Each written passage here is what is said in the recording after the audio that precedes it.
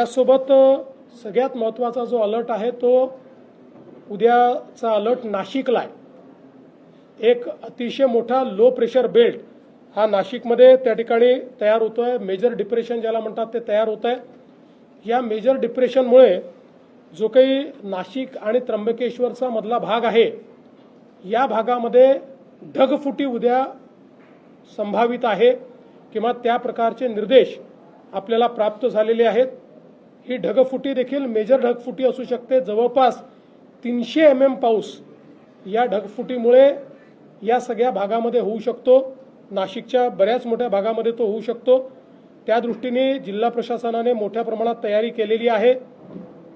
शाळांना सुट्टी देणं असेल किंवा जिथे पाणी साचू शकतं अशा भागात काम करणं असेल, नाशिक शहर असेल किंवा नाशिक जिल्हा असेल, जो ग्रामीणचा भाग आहे तो भाग असेल, या ठिकाणी वेगवेगळ्या प्रकारे अशा प्रकारच्या क्लाउड ब्रस्टमुळे जी परिस्थिती येऊ शकते त्याचं अँटिसिपेशन करून बऱ्याचशा उपाययोजना त्या ठिकाणी करण्यात आलेल्या आहेत।